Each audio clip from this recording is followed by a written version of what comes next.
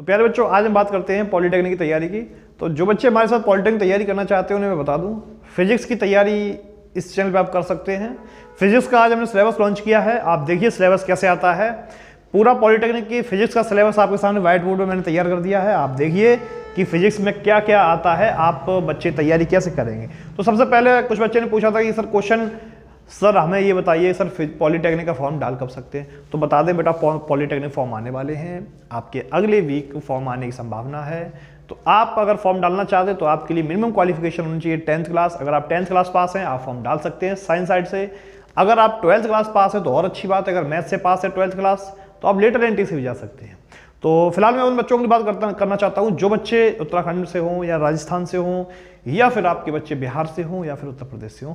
जो बच्चे पॉलिटेक्निक तैयारी करना चाहते हैं वो हमारे साथ जुड़िए और जानिए क्या क्या सिलेबस आता है फिजिक्स में। तो फिजिक्स की अगर हम बात करते हैं पॉलिटेक्निक फिजिक्स की, तो बेसिक 6 पार्ट में हमने फिजिक्स को डिवाइड किया है। और हम अपने यहाँ जो तैयारी बच्चों कराते हैं वो हम पार्ट को डिवाइड करके ही तैयारी कराते हैं, किससे क्वेश्चन कितने आते हैं।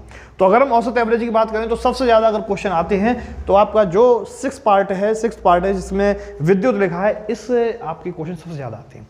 और जो सबसे पहला पार्ट आपका पदार्थ के सामान्य गुण है, जिसमें बल, द्रव्यमान, गुणा, कार्य, ऊर्जा और न्यूटन की गति के नियम हुए, ऊर्जा संरक्षण का नियम हुआ, बल आगुण हुआ, ये सारे मिलाकर के जो आपका बनता है पदार्थों के सामान्य गुण, इससे। और आपका यूनिट नंबर 6 यानी विद्युत, इसमें आपके चूंकि विद्युत 3 पार्ट में डिवाइड हो जाती है, इन दोनों से मिलाकर 25 जो क्वेश्चन आते हैं फिजिक्स के 25 क्वेश्चन जो आते हैं वो इन्हीं दोनों से मिलाकर 15 से 16 क्वेश्चन आ जाते हैं।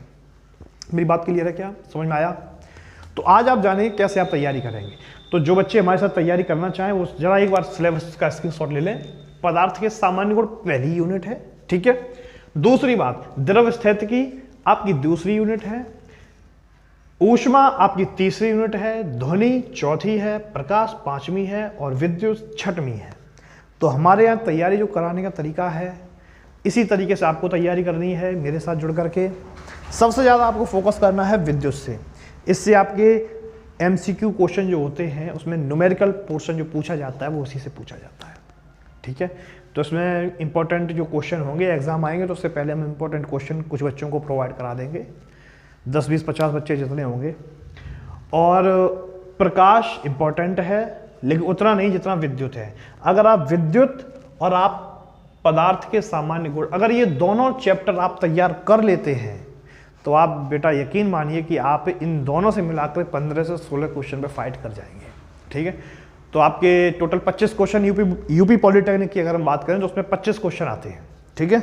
आपको 25 क्वेश्चन फिजिक्स के मिलेंगे, आप उसे अच्छे से सॉल्व करेंगे।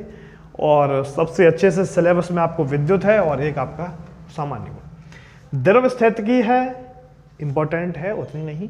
सबसे कम आपकी ध्वनि के बारे में पूछा जाता है। ध्वनि के बस वही 2-3 पॉइंट होते हैं, ध्वनि का मात्रक क्या है, वही मतलब। तो ये सारी चीज़ें हैं, छोटी छोटी चीज़ें हैं। अगर हम आगे बात